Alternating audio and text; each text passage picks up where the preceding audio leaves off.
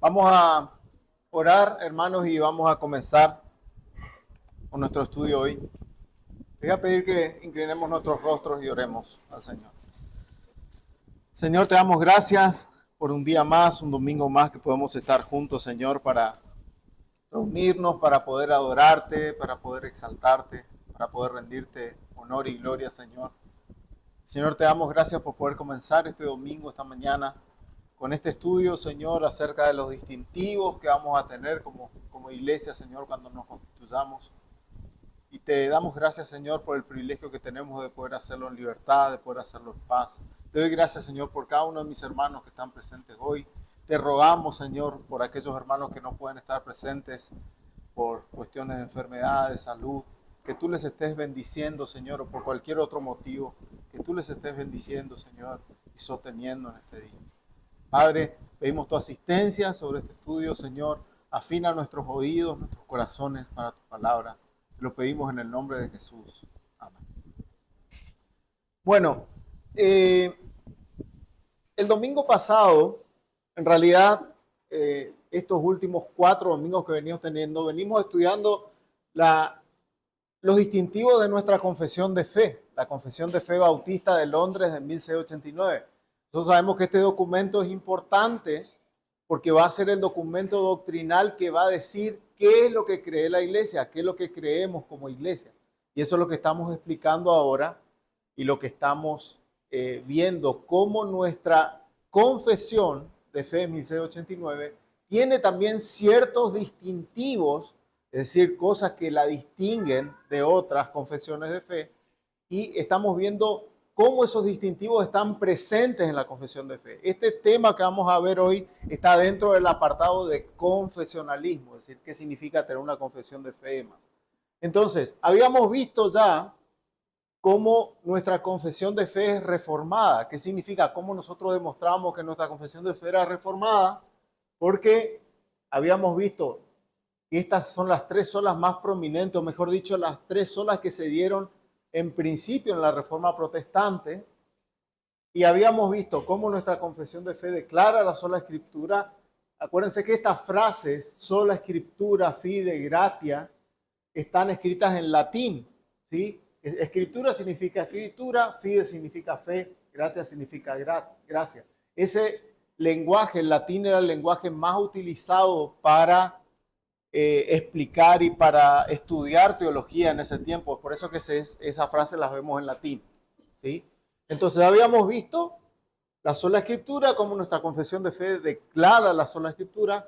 Nuestro hermano Edu nos había compartido también el domingo pasado, habíamos hablado sobre la sola fide o sobre la sola fe, cómo la confesión enseña la sola fe. Y ahora vamos a entrar en el apartado de la sola gratia y vamos a explicar qué significa la sola gratia, pero nos da también para enganchar con otro de los distintivos que vamos a estudiar, que son las doctrinas de la gracia, ¿sí? Entonces el tema de hoy es un contexto histórico de las doctrinas de la gracia. Vamos a explicar cómo surge la sola gratia, de dónde sale la sola gratia, y vamos a explicar su relación con las doctrinas de la gracia, y vamos a profundizar un poco sobre las doctrinas de la gracia en sí, en un aspecto histórico, y cómo surge nuestra doctrina de la gracia, dónde surge, qué es lo que sucedió en ese momento. Lo que vamos a hablar primero vamos a tratar de entender qué significa la sola gratia. Y esa sola gratia fue proclamada en la Reforma Protestante como una de las doctrinas que eran el símbolo de la misma manera que fue la sola Escritura y la sola fide, como les decía hoy. La sola gratia no floreció como doctrina en este tiempo, sino que el desarrollo de la sola gratia ya viene desde mucho antes. Proviene de la enseñanza fiel de hombres cientos de años antes de la Reforma. ¿Y quién fue el que desarrolló en cierta manera esta doctrina? Fue Agustín de Hipona, ¿sí? O más conocido también como San Agustín, le dicen algunos. Agustín de Hipona fue uno de los que desarrolló más este tema. Nosotros, cuando hablamos de las doctrinas de la gracia, tenemos que entender que estamos definiendo cómo Dios salva a las personas. El término que nosotros usamos generalmente en teología para definir cómo Dios salva a las personas hablamos de soteriología. No es necesario que se aprendan de memoria estos términos, pero es importante entender que cuando hablamos de la doctrina de la gracia, estamos hablando de cómo es que Dios salva a las personas, cómo es que Dios salva a los hombres caídos y perdidos en el pecado. Entonces, estas doctrinas de la gracia siempre van a hablar de eso, es cómo Dios salva a los pecadores. Entonces, la sola gratia, al igual que las otras solas, fue levantada como un baluarte en contra de la falsa enseñanza de la iglesia romana con respecto a la salvación y a la forma de recibirla. Roma había sembrado en el corazón de los hombres una teología con una salvación basada en méritos, básicamente. Las indulgencias, la perversión de los sacramentos, la limosna y muchas otras doctrinas que habían inventado ellos, desviaron a las personas de la doctrina bíblica, la cual presenta a la salvación como una gracia inmerecida de Dios. La salvación no es algo que uno se gana haciendo cosas. La salvación es algo que Dios regala por medio de Cristo. Ya vamos a profundizar en eso. Pero ¿qué hicieron ellos? ¿Qué hizo la iglesia romana? Convirtió la salvación en una especie de premio que se podía obtener a cambio de obras. Yo no sé si ustedes vieron alguna vez o escucharon hablar sobre las indulgencias, cómo funcionaban. Este obispo Tetzel, que generalmente era el que pedía la limosna para la construcción de la Basílica de San Pedro en la zona donde estaba Martín Lutero, lo que él decía que apenas caiga la moneda en el fondo del cofre, decía él, ¿qué pasaba? ¿Se acuerdan? Un alma es salvada del purgatorio. ¿Sí? ¿Eso qué es? Salvación por obras. Y es más, es salvación por algo que yo puedo hacer para salvar a otro. ¿Sí? La Escritura no enseña bajo ningún punto de vista estas cosas. Pero también tenemos que ser justos y decir que la iglesia romana no es que no enseñaba sobre la gracia, no es que ellos desechaban completamente la gracia. Porque si nosotros analizamos sus tratados, sus concilios, vamos a encontrar mucho del lenguaje acerca de la gracia, vamos a encontrarlo. Pero su entendimiento de la gracia no es como la Escritura lo enseña. Ellos no creían ni tampoco creen hoy en la exclusividad de la gracia. Nuestro hermano Edo había explicado el domingo pasado lo importante que es esta palabra sola adelante de cada definición. Solo por gracia, decimos nosotros como protestantes, y ellos dicen, la iglesia romana dice, no es solamente por gracia, no es excluyente. Ellos dicen que no puede darse al mismo tiempo que otra cosa, o que si se cumple una condición, si se cumple esa condición, solamente no es suficiente. Tiene que cumplirse otra condición que es tener buenas obras. Ahora, cuando nosotros hablamos de ese concepto excluyente que nos da este sola acá adelante, decir que algo es excluyente significa que no se puede dar al mismo tiempo que otra cosa. O que si se cumple una condición, deja fuera a las demás. Eso es excluir algo. Entonces, esa sola es demasiado importante porque excluye otra cosa aparte de la gracia, aparte de la fe, aparte de la Escritura. Quiere decir que no hay nada más. Roma no cree que sea así. Un ejemplo de esta definición de excluyente es, nosotros sabemos que hay que tener cierta edad para ir a votar, ¿verdad? No recuerdo aquí en este país cuánto es, creo que es 18 años. Ahora, no se puede ser menor de edad e ir a votar. Es algo excluyente, ¿sí? Entonces, ser menor de edad e ir a votar son condiciones excluyentes. Entonces, entendiendo este concepto de las solas, cuando hablamos de gracia, encontramos esa misma definición en las Escrituras.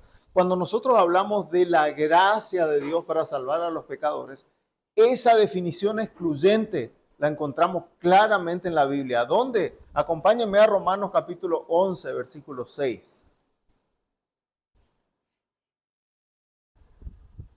El apóstol Pablo, aquí inspirado por el Espíritu Santo, se encarga claramente de manifestar de que esa condición es excluyente. La gracia es excluyente. Si es por gracia, no puede ser por nada más. ¿Quién puede leer fuerte Romanos 11:6?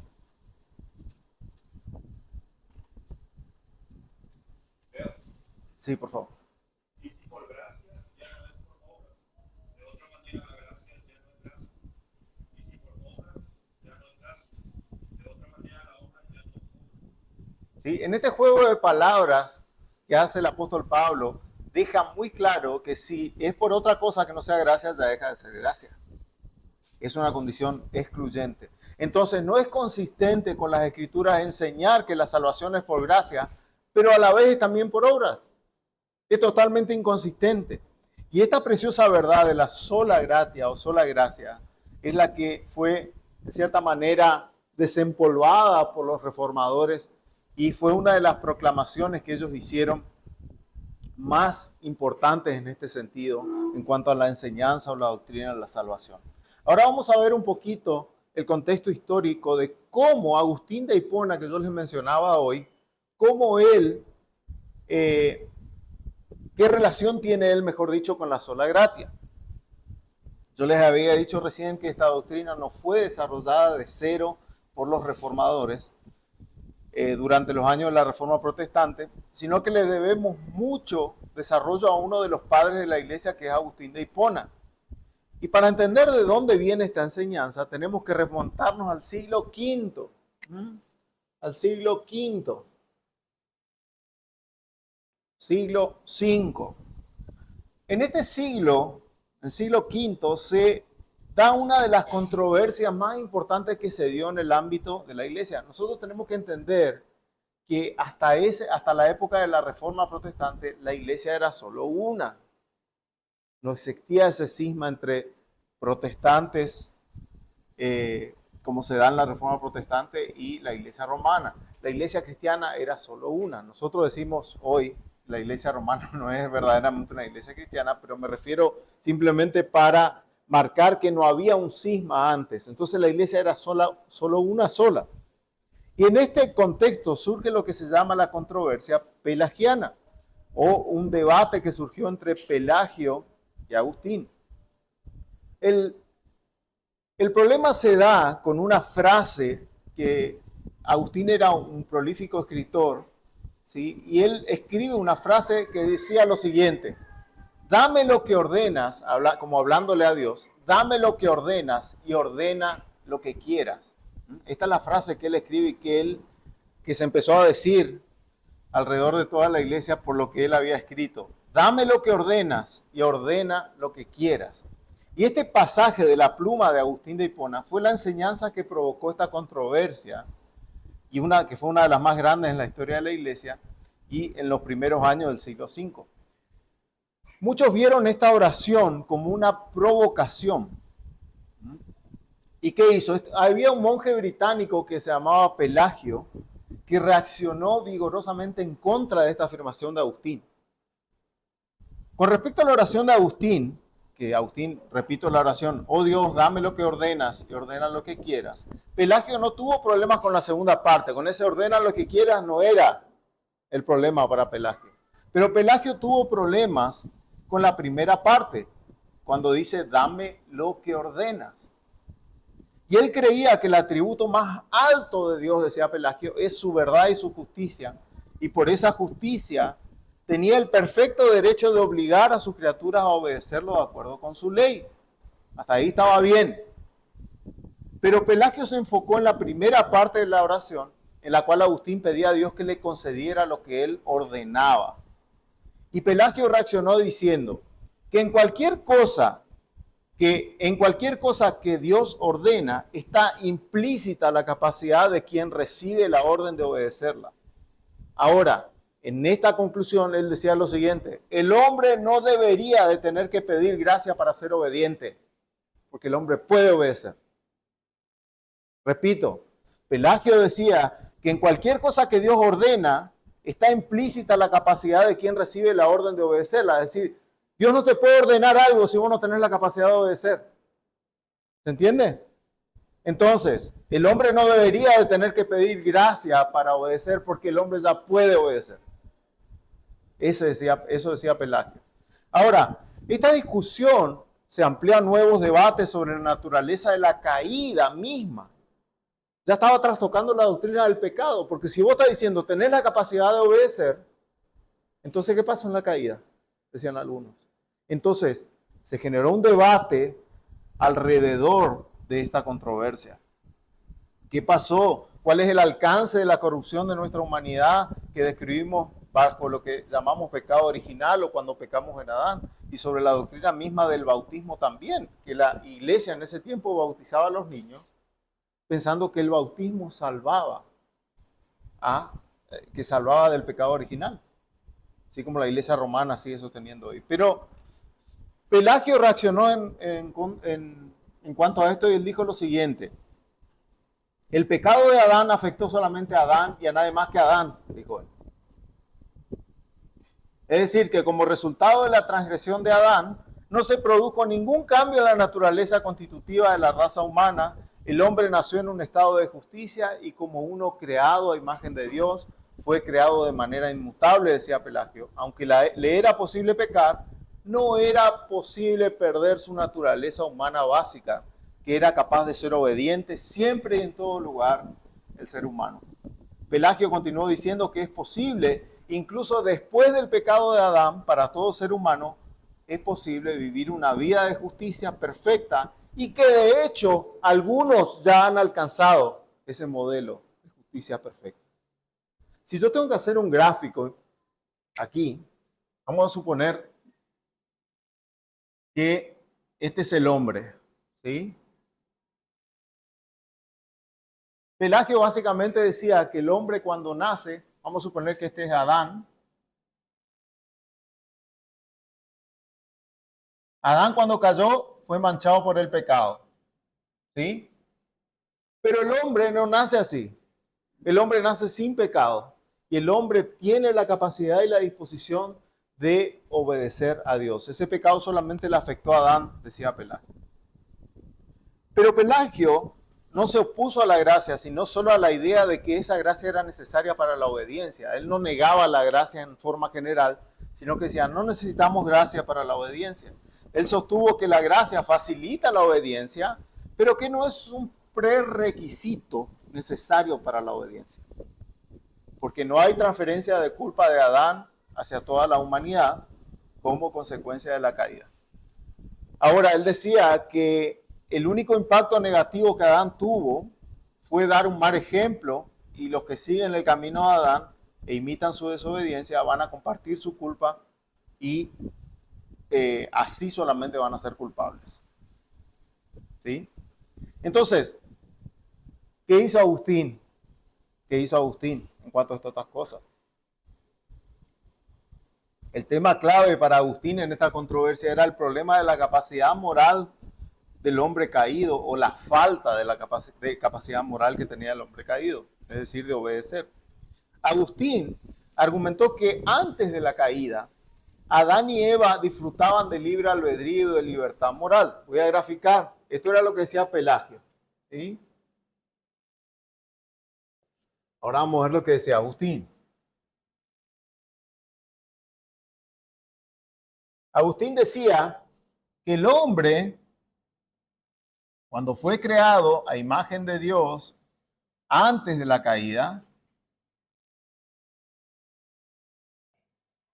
tenía esa capacidad moral para obedecer, tenía esa capacidad y esa libertad para obedecer. Tenía ese libre albedrío llamado de esa manera y tenía esa libertad moral. La voluntad es la facultad, decía él, por la cual se toman las decisiones. La libertad se refiere a la capacidad de usar esa facultad para escoger las cosas de Dios. El hombre antes de la caída tenía esa voluntad y podía escoger obedecer a Dios y podía obedecer a Dios. Pero Agustín dijo, después de la caída pasó algo. Tras la caída, esa voluntad o esa capacidad de elegir y de obedecer a Dios permaneció intacta. Es decir, los seres humanos aún son libres en el sentido de que pueden elegir lo que quieran. Ahí él hizo una diferencia. Es decir, acá se produce la caída y en un sentido, el hombre tiene esa capacidad y esa voluntad de elegir lo que quiere hacer. Sí, el hombre sigue siendo libre en sus decisiones, en lo que quiere hacer. No había discusión ahí. Sin embargo, él decía, sus elecciones están profundamente influenciadas por la esclavitud del pecado. El hombre caído tiene toda su voluntad y todas sus decisiones que va a tomar, él dice, están profundamente influenciadas por la esclavitud del pecado y eso lo mantiene en un estado totalmente corrupto. Y como resultado de esa esclavitud del pecado, se perdió esa libertad que originalmente Adán y Eva tenían. Agustín decía, el hombre caído está manchado por el pecado y a la hora de elegir, si tiene para elegir dos caminos, el camino del bien y el camino del mal, no puede elegir el camino del bien porque su voluntad caída solo le hace elegir el mal. Eso decía Agustín. ¿Se entiende? Párenme si voy muy rápido y si algo no se entiende, hermano, no hay ningún problema. Pero él decía, este camino está disponible, pero el hombre no puede seguir este camino porque su voluntad lo inclina claramente hacia el mal. El ejemplo clásico que se da para esto es que si yo pongo a un león, ¿sí? Y le pongo un plato de lechuga de un lado y le pongo un plato de carne del otro, ¿qué creen que va a ir a comer el león? La carne. ¿Por qué? Porque esa es su naturaleza, es un animal carnívoro. No puede ir hacia la lechuga porque no le gusta, su naturaleza no va hacia ahí, va hacia la carne. Entonces eso es lo que Agustín decía. Si vos al hombre le pones el bien por un lado y el mal por otro, por su naturaleza ya caída, que no está como acá, antes de la caída. Antes sí podía elegir. Ahora ya no puede elegir el bien, porque su naturaleza siempre lo lleva a elegir el mal.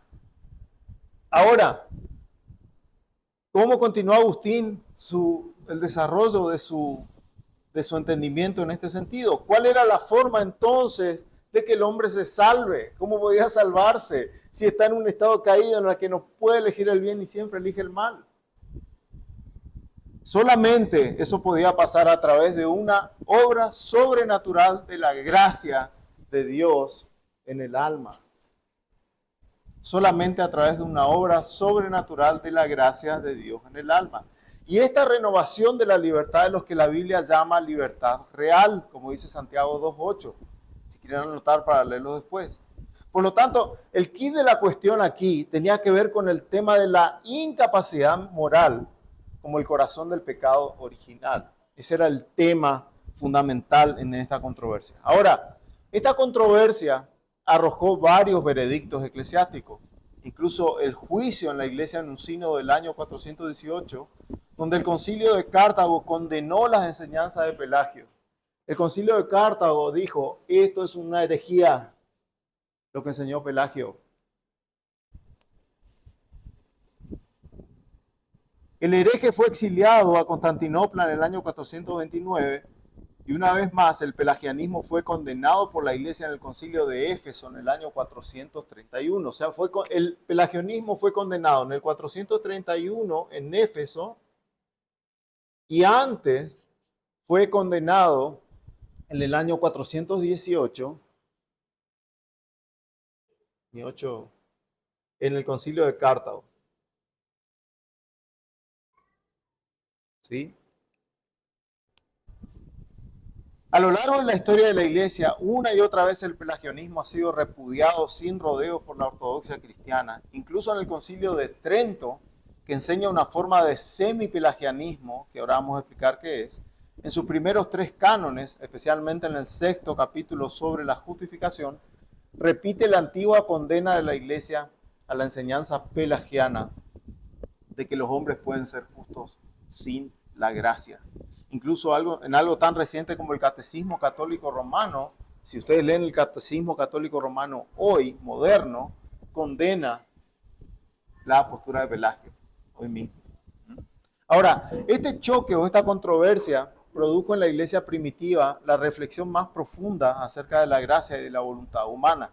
Y al analizar un poco más la profundidad de la enseñanza central que Agustín tenía, ya podemos ver aquí las semillas de lo que más tarde sería sistematizado como las doctrinas de la gracia. Él estaba poniendo los cimientos de una estructura doctrinal sobre la que los reformadores iban a edificar, iban a construir.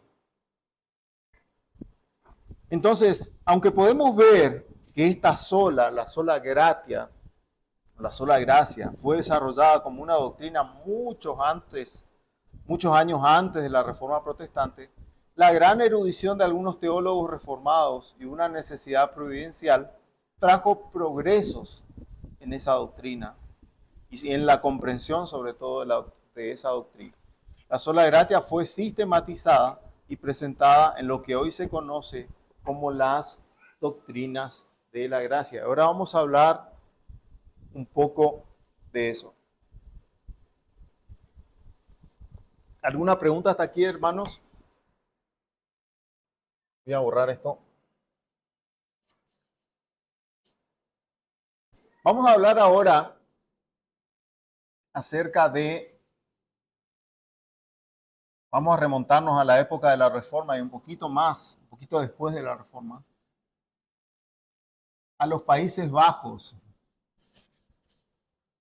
en Holanda, para poder tener un contexto más amplio y para poder entender mejor la importancia del sínodo de Dordrecht, en esta ciudad que se llamó Holanda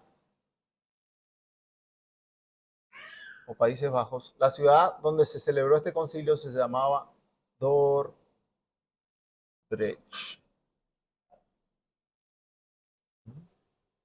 También abreviada como Dort.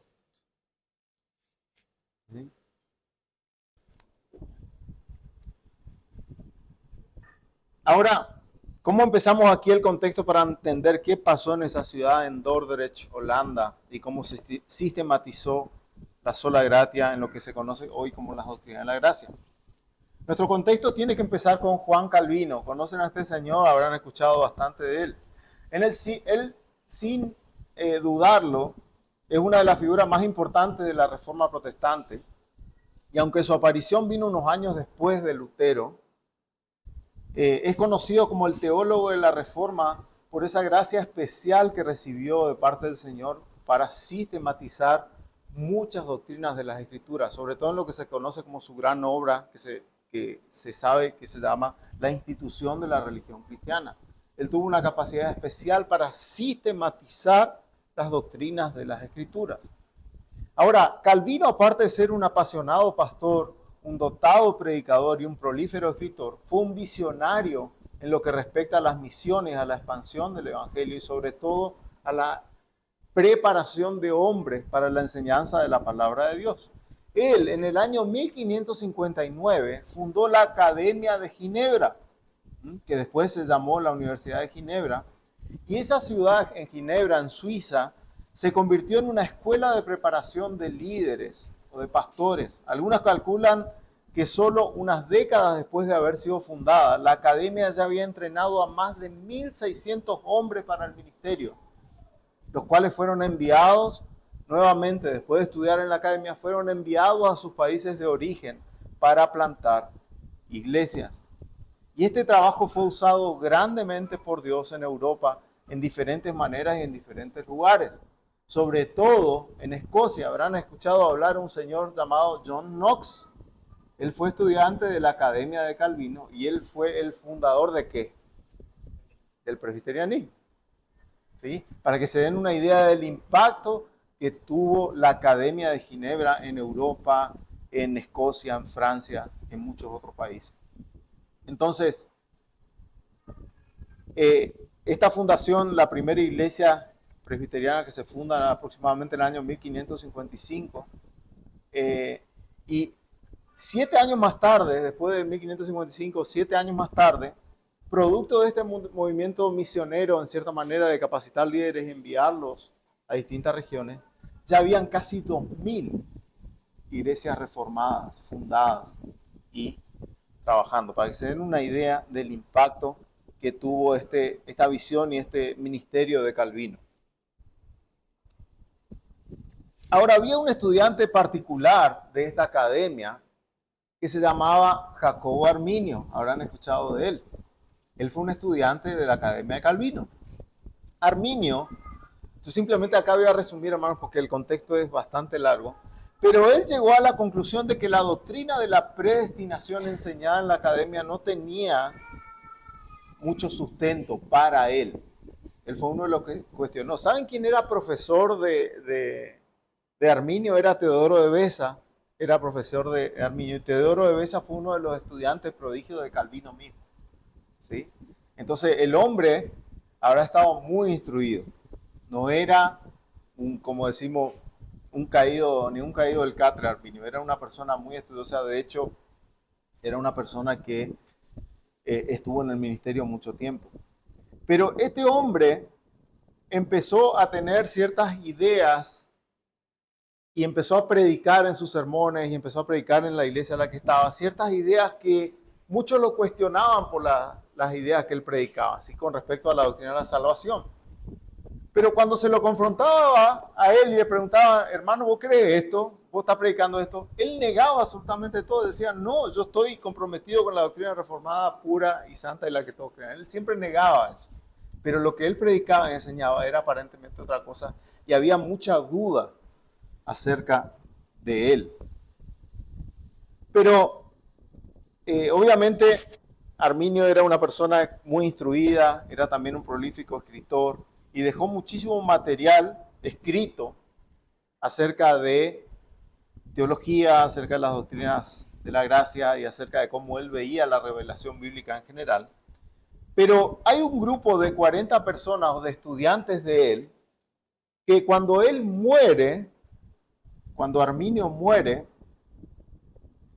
estas personas, un grupo de estudiantes de él, desarrolló lo que se llegaría a conocer como el arminianismo. Es importante hacer notar, hermanos, que Arminio no fue el que fundó el arminianismo. No fue él, fueron sus estudiantes.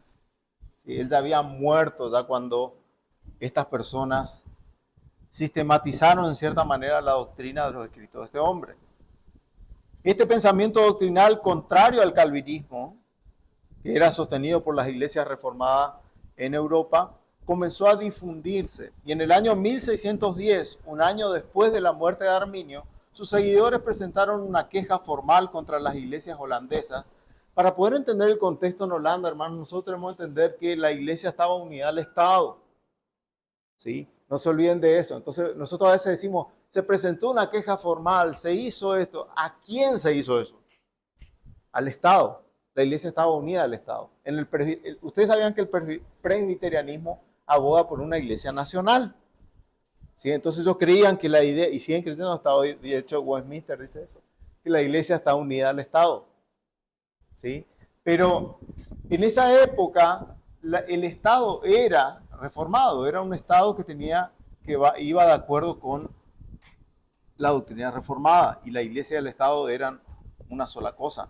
Ahora, estas personas presentaron una queja formal contra las iglesias reformadas holandesas a través de un documento que ellos escribieron en latín, y lo digo en latín, se llamaba Articuli Arminiani Sive Remonstrantia, así se llamaba este documento que ellos presentaron. Y en este documento ellos presentaron su postura condensada en 5 puntos. Fíjense, ellos presentaron 5 puntos. Y voy a leer lo que dicen los 5 puntos que ellos presentaron y ya vamos a ver, vamos a resumirlo después. Primer punto, artículo 1 que ellos presentan. Acuérdense que la doctrina de algo que tenemos que entender, la iglesia holandesa tenía lo que se llaman las tres formas de unidad. ¿Se acuerdan cuáles eran esas 3 formas de unidad? Ellos tenían una confesión. ¿Cuál era la confesión? La confesión belga. La confesión belga era su confesión de fe. El otro documento era el catecismo de Heidelberg. ¿Sí? ¿Y el tercero cuál era? ¿Cuál era el tercero? No me acuerdo tampoco. Bueno, era otro documento, pero básicamente ahora lo busco y les digo, pues tengo acá mis apuntes. Los cánones de Dort, exactamente. Bien, estamos hablando de eso. Los cánones de Dort eran el tercer documento y precisamente lo que sucede en la ciudad de Dordrecht se añaden los cánones de Dort a, a las confesiones de la Iglesia Reformada Holandesa. ¿Sí? Entonces, en esto que ellos presentan, los remonstrantes, así se los llamó, dicen lo siguiente, artículo 1, acerca de la elección. Acerca de la elección, dice que Dios, por un propósito eterno e inmutable en Jesucristo su Hijo, antes de la fundación del mundo, ha determinado de la raza caída pecaminosa de los hombres salvar en Cristo, por causa de Cristo y a través de Cristo, aquellos que por gracia del Santo Espíritu creerán en este su Hijo Jesús y perseverarán en esta fe y obediencia de fe. Por esta gracia hasta el fin y por otra parte, dejarlos incorregibles e incrédulos en el pecado y bajo la ira y condenarlos como alienados de Cristo según la palabra del Evangelio en Juan 3:16. El que cree en el Hijo tiene vida eterna y el que no cree en el Hijo no verá la vida, sino que la ira de Dios permanece en él. Y muchos otros pasajes de la Escritura. Artículo 2, acerca de la expiación.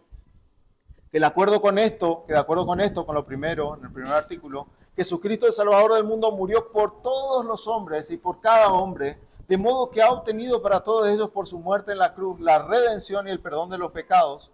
Aún así, nadie realmente disfruta de este perdón de pecados, excepto el creyente. Según la palabra del Evangelio de Juan 3:16.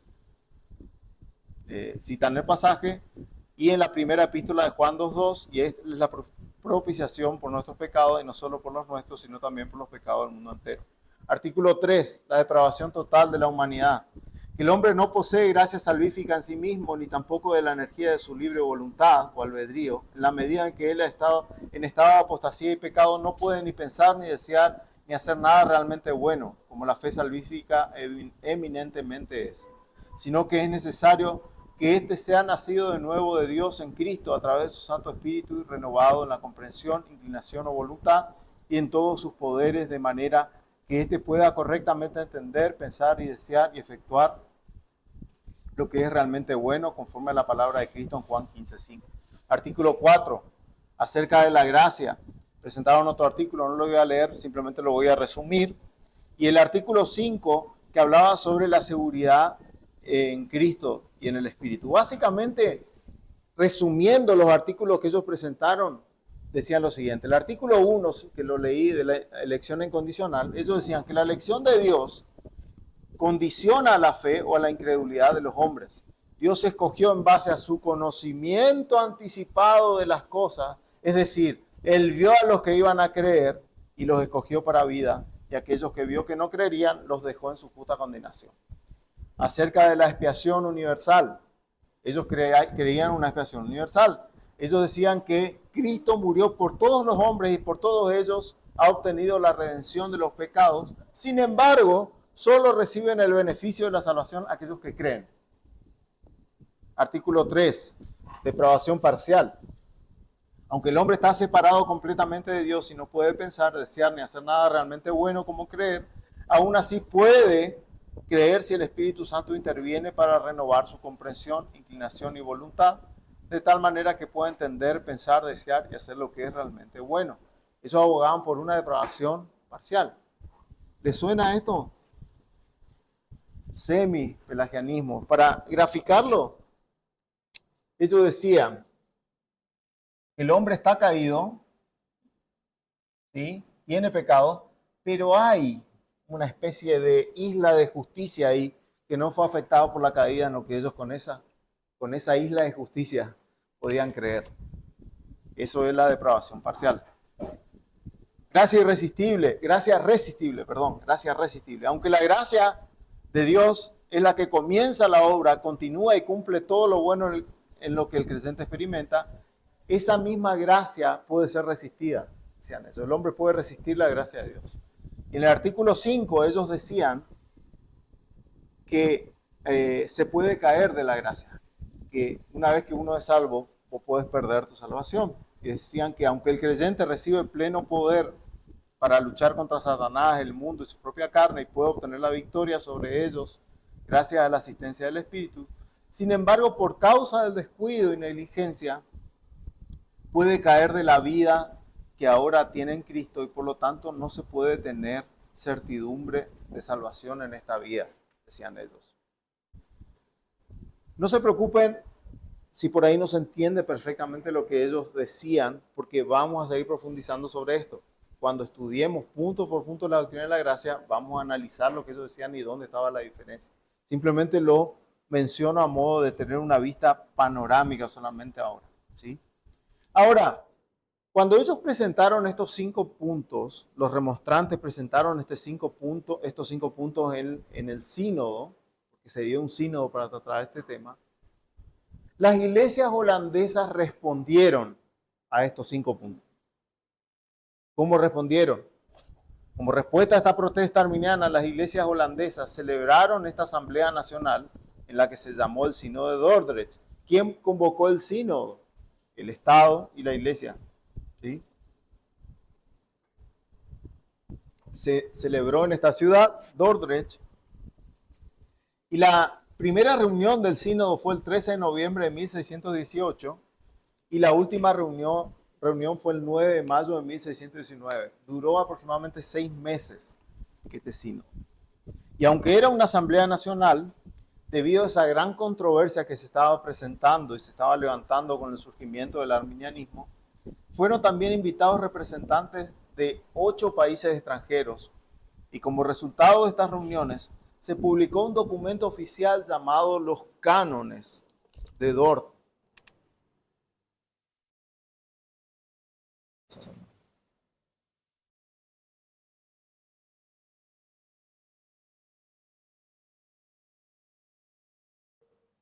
Los Cánones de Dort,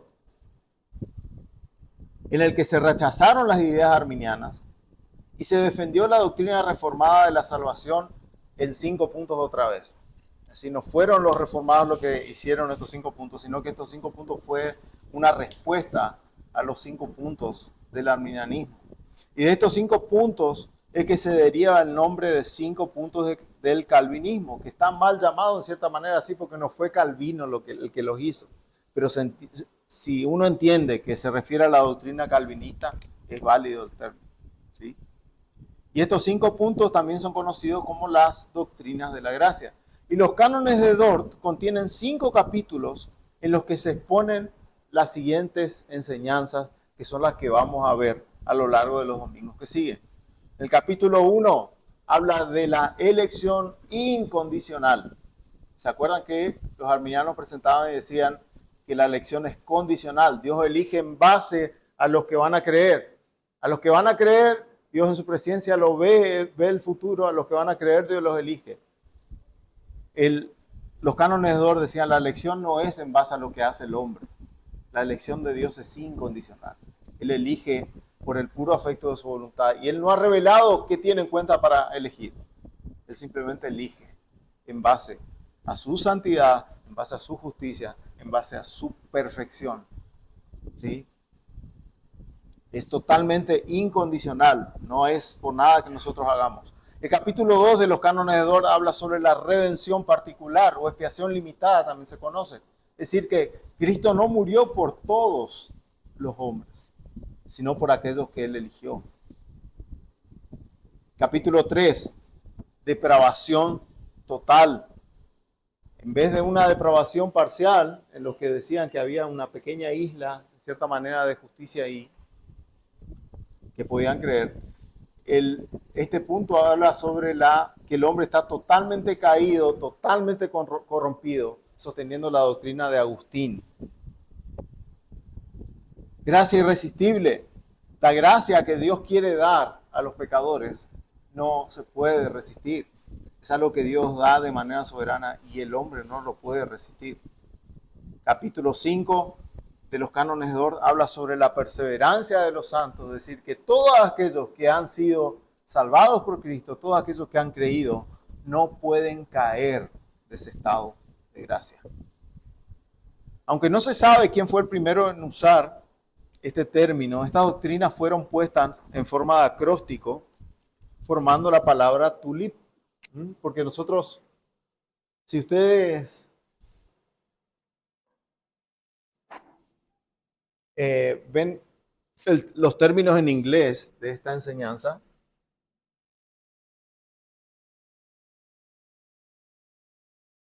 total deprivation, unconditional election, limited atonement,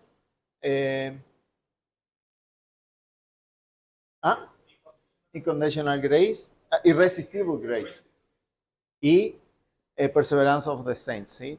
En inglés, ese acróstico se lee como tulip, y tulip en inglés hace referencia al tulipán, que es una flor característica de Holanda, precisamente de los Países Bajos.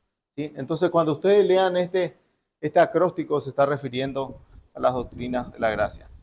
En nuestra próxima clase vamos a hablar y vamos a comprobar cómo nuestra confesión de fe bautista de 1689 sostiene cada una de las doctrinas de la gracia que fueron sistematizadas en los cánones de Dort, en la misma forma en la que la Escritura los enseña y la teología reformada los sistematizó. Si ustedes quieren buscar los cánones de Dort, si ustedes googlean, están traducidos, los pueden leer.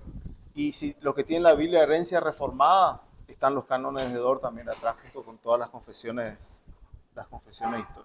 ¿Sí? Hermanos, preguntas hasta aquí, si hay alguna.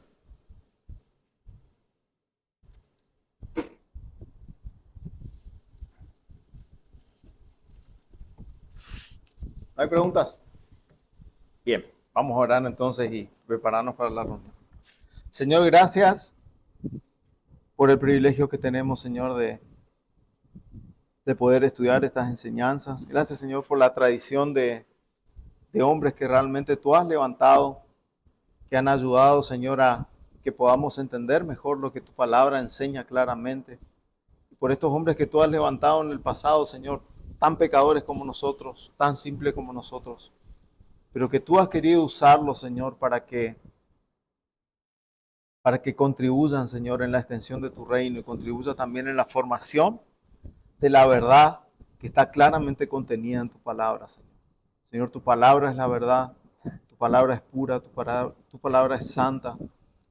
Y es demasiado importante, Señor, que nosotros podamos profundizar en estas cosas para poder entender tu obra en medio nuestro y para poder rendirte honor y gloria, Señor, en espíritu y en verdad, Señor, como tu palabra nos manda. Señor, gracias por este tiempo junto a mis hermanos. Te rogamos, Señor, que tú bendigas la reunión que vamos a tener y que tú nos acompañes en todos. Lo pedimos en el nombre de Jesús. Amén.